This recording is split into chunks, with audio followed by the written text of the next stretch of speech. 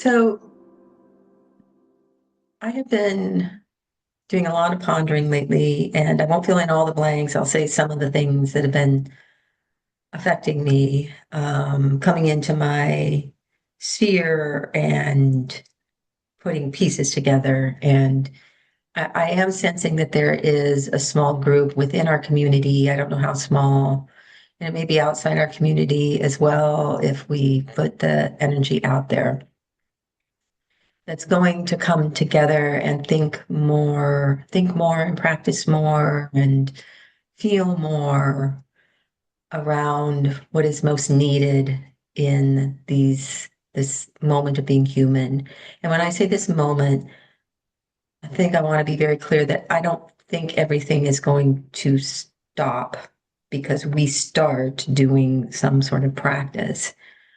I think the thing has started and it's going to unfold, and that what is needed is not necessarily for us to stop it, but to be able to, for lack of better language, I don't have better language right now, is to be able to hold the center, to be able to ground all of the painful and complicated energies in the world.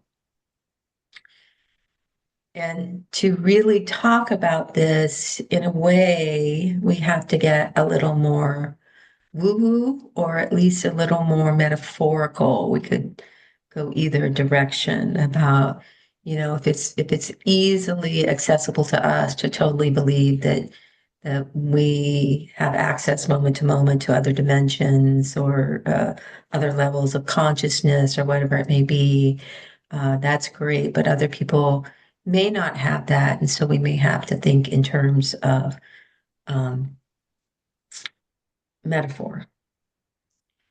And so I'm going to be sending out to you all a podcast that I just found from Cynthia Bourgeault. And she is the person I was supposed to be leaving today to go to her retreat. Yes, and that's fine. She's with me in this major other way. I'm pretty sure I needed to grab a hold of the stuff she was putting down during the pandemic, compared to what she's doing right this second. But anyway, um, I found this podcast, and it's not a good interview at all with Gwyneth Paltrow. And Cynthia's a big deal to me, but I had no idea she was on Gwyneth Paltrow's radar. And it's not a good interview because Gwyneth isn't really picking up what Cynthia's putting down, but she's asking good enough questions that then Cynthia can run with it and really explain the way she does really well what this book that she wrote several years ago now called The Eye of the Heart. I think it's called something like Journeys in the Imaginal Realms. And it was there that I heard Cynthia call these metaphors. And when I read the book, I didn't think that she was talking about it in terms of metaphors. I don't know. Um, but what she's talking about there is that there are layers of um, life and living, and they extend from the very heavy and contracted up into the completely free and airy and beyond non-dual. It's almost barely like one thing exists in that highest realm, and that we can actually affect where we live in those realms. And the thing that she got me with, and that I want you to pay really close attention to when you listen to the podcast, is that she is talking about the virtues, like, and the fruits of the spirit, the things that I call uh, the essences of the soul. She is calling that food, as in a noun, that this is food for these other dimensions, these other realms. And so that is such a great metaphor because we can think of what is it we're putting in our bodies? Are we putting in the Kool-Aid and ho-hos or whatever, the stuff that stickies us up and that makes it hard for us to be healthy? Or are we putting fresh, wholesome uh, fruits, vegetables, the stuff that is really of nature and true? What are we putting into our bodies? And it's what are we putting into the body of the universe? And in a recent TLC, we really tapped into how, in this moment particularly, um, and this is not, to be very, very clear, Trump is not, and Musk are not making us sick. We are making ourselves sick by our responses to Trump and Musk. And so in this time, the outrage, the negativity, the fear, and she addresses all of this, but it's back during the pandemic. It's not now, but she's addressing it as the same sort of thing. That's all taking over, and we can feel it. It's here. And if we don't have something to withstand it, we get sick. We're going to get sick. We get sucked in. It makes us sick. And that's what it is. That's the normal situation right now in the US for sure. And I think it's extending into other parts of the world. So, what it is I'm thinking about here is how like the practice that we have learned together, how we use that to be food. Because it is. It's already here. We don't have to figure out how to adjust this practice to make it the food for the universe. That is something that we put out into the world. At the end, Gwyneth Paltrow asks her, well, what can I do to be able to do this food? She said, to meditate. And I personally think after many long years of meditating that that's not enough. I think we have to dunk ourselves in love. We have to be able to have something that we can feel and that we can hang on to. Meditating is like, what? I could never find anything to really hold me there in the meditation. And I know people can, and I'm happy for them. But to know that we are held, to know that we are in a natural flow of giving and receiving, to be able to completely let go and relax. It is in those places that we're able to let that flow of all the good, nutritious, she calls them nouns, not verbs. So it's not that we are loving, it is love. It is love, the noun that is feeding back into the system that we are a part of so that we heal. We attempt to heal the system. And that while many of us are saying, what are we supposed to do about the situation now? This is an obvious one. But almost nobody will agree with us about that. Most people, and there's nothing wrong with writing letters, we can do that too. As long as we keep our attention on the good, what we are for, as long as we're not going against people and against things. If we are protesting or we are writing letters, we are keeping our attention on the good, what is for and good for humans, for animals, for the earth, for all things.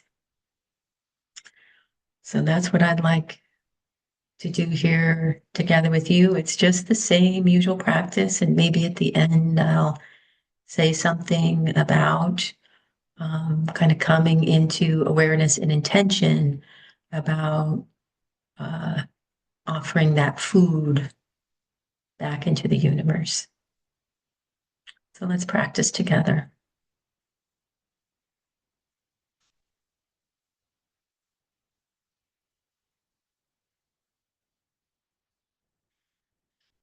So reminding ourselves that we are so privileged, so blessed to be able to practice in love. And the privilege is that we are aware of it. It's true for every single human being. Everyone is in love. We have this space in which we remind ourselves. And then, even for the space of a few minutes, we allow it to be true that we're in love.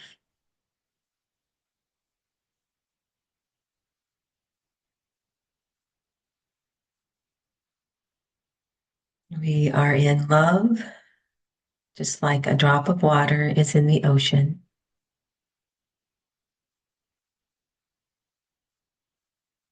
Love is in us, just like the oxygen that flows to all parts of our body.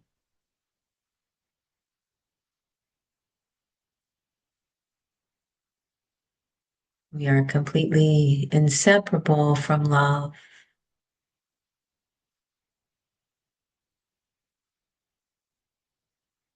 And when we are in union with love, we are in union with all things.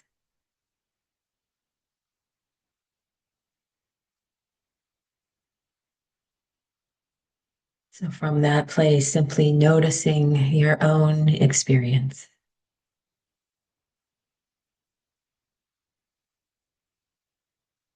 Whatever it is you can notice, name it silently to yourself.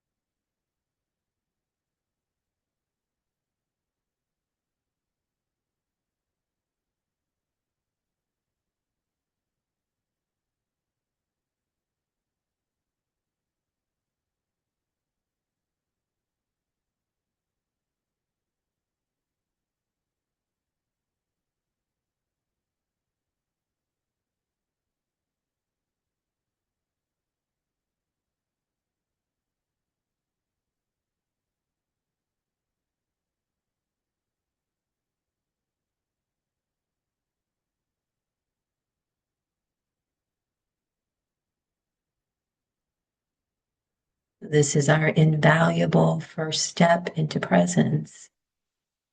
At any point in your day, being able to simply say, here's what I hear. I hear the birds singing. Here's what I see. I see a tree. That means you're there. You're there in that moment and you know what you are experiencing.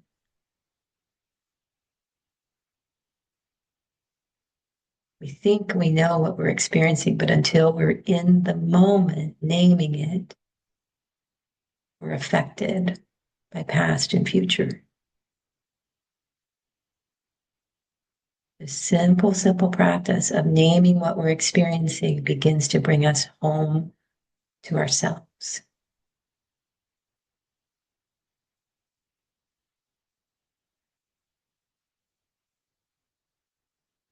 And then it's easy to drop from there into the body and begin to notice our bodies. And so doing a body scan, beginning with the feet, And when we scan, we simply notice the body and we let the body be as it is without trying to change anything.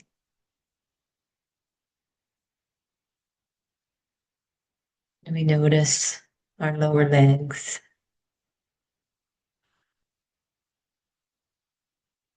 our upper legs,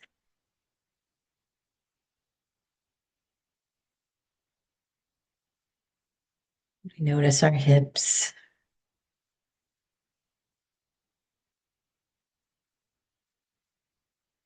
our pelvis,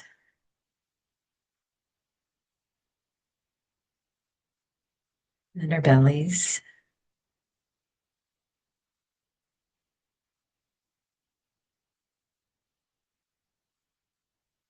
We notice our chest,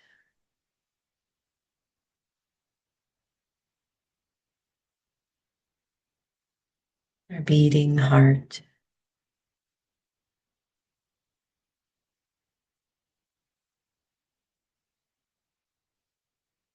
our shoulders,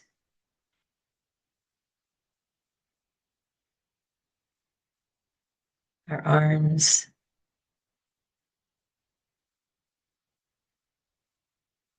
and our hands.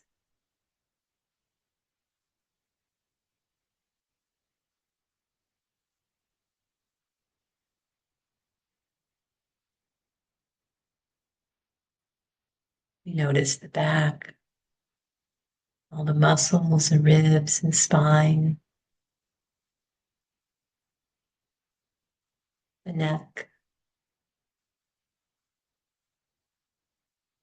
the scalp, and the face.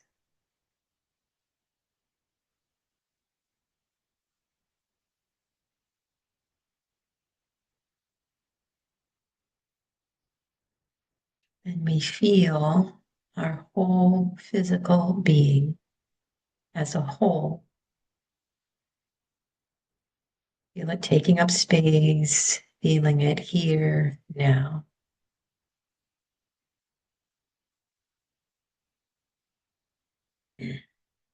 Our physical presence.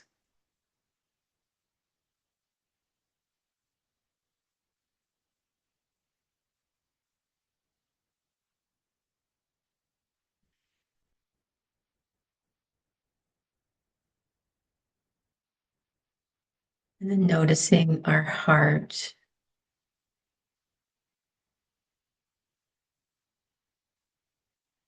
Our opens and closes, it protects itself. It comes forward and then withdraws. So in this practice, we really invite it to open.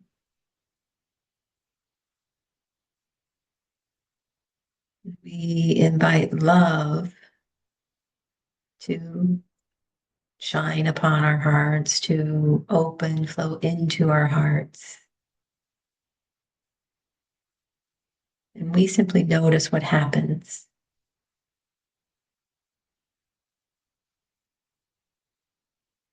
We notice if our heart doesn't want to open. We don't force anything or judge it. We just notice that. But continue to invite love to shine upon the heart.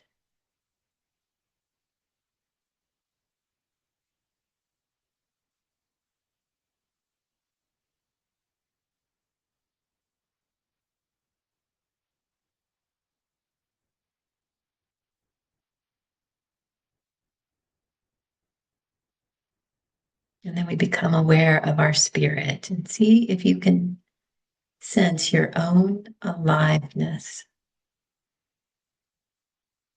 a particular aliveness or flow that is yours. And with practice, you'll be able to touch into it. And then let love intermingle with that.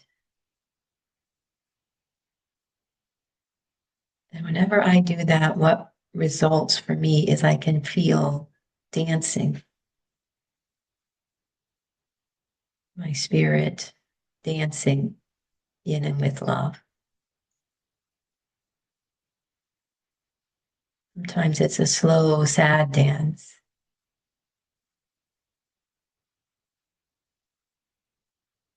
Sometimes it's a joyful whirling.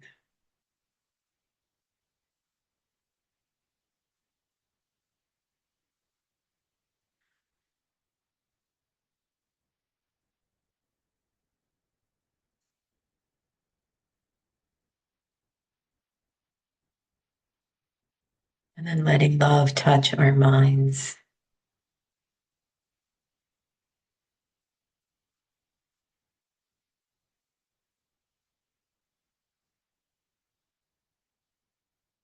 Seeing if love is really present, what happens to the mind, all the thoughts, worries, the cares, the agitation.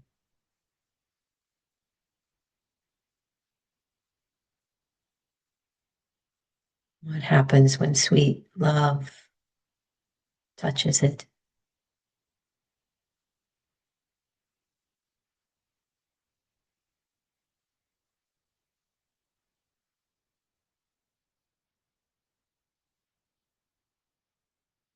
Now noticing how we've experienced all these parts of ourselves, how wondrous each part is, and how wondrous it is that they can all be together as a whole. We are body, mind, heart, spirit. We haven't even gotten to soul yet. All here now.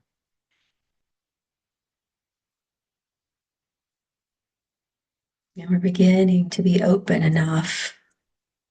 We're beginning to be present enough to let those qualities of soul begin to flow. Flow back into our environment to feed the sickness.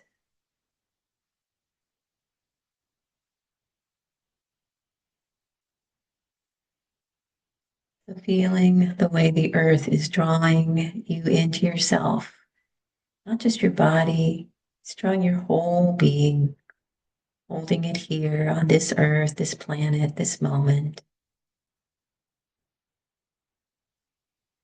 You are held.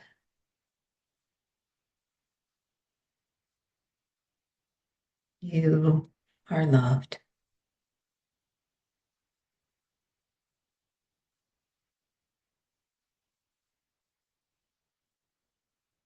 Let your whole being respond to that awareness. Held and loved.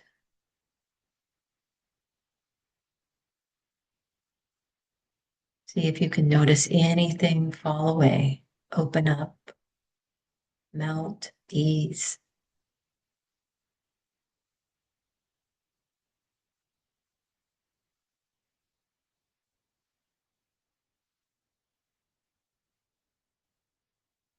And then becoming aware of your breath.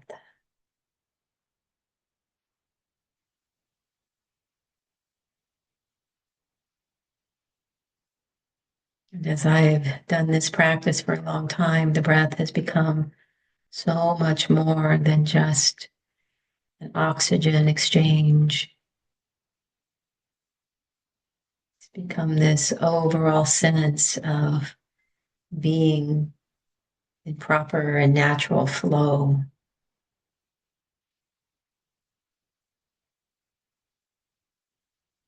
Of receiving, letting go.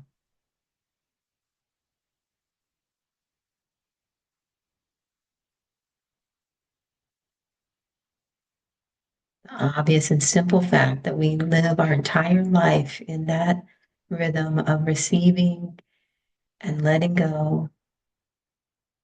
And yet it's always a surprise to me when I notice myself so naturally let go.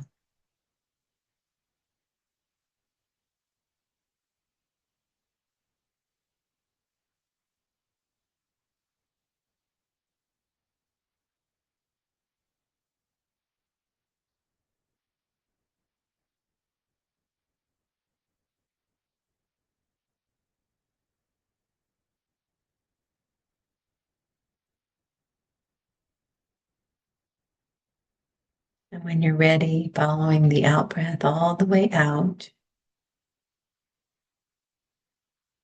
allowing yourself to come into a place of complete surrender and simple being.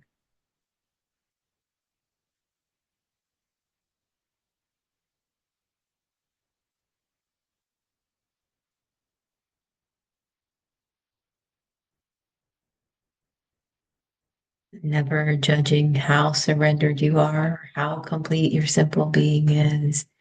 Just any degree of surrender, any degree of simple being, and then allowing yourself to rest there.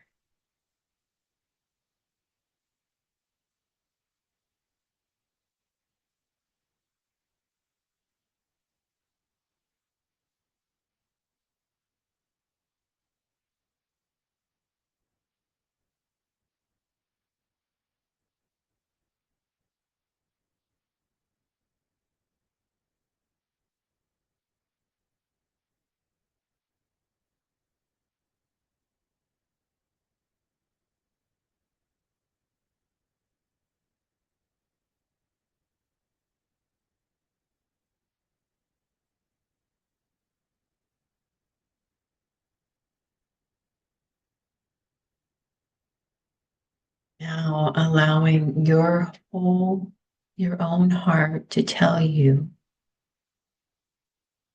what is needed for our world right now.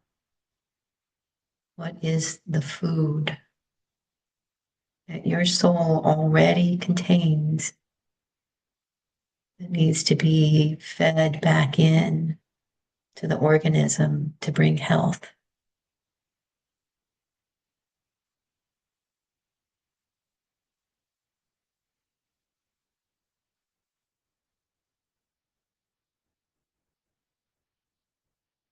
And some of the essences of the soul are unity,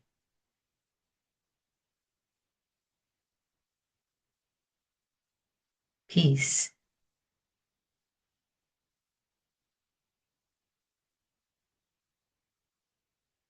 acceptance, acceptance of yourself and also the other exactly where you are now.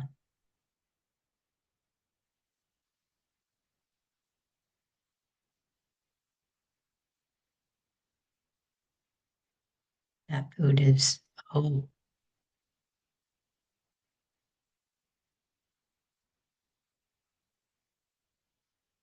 Food is patience and waiting and standing firm.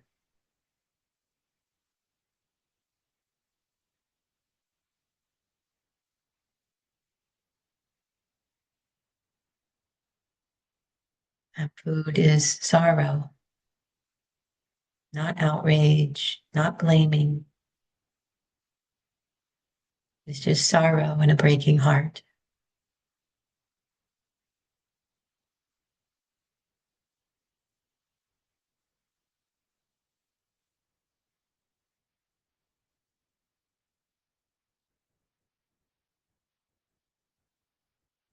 So this week, as you live your days, as you feel the pain in the world, do what you can to feed all the good food in you back in. This is our work.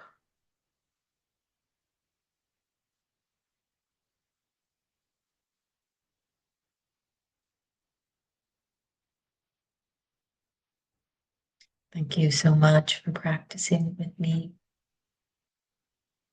and supporting my own practice. Love you all.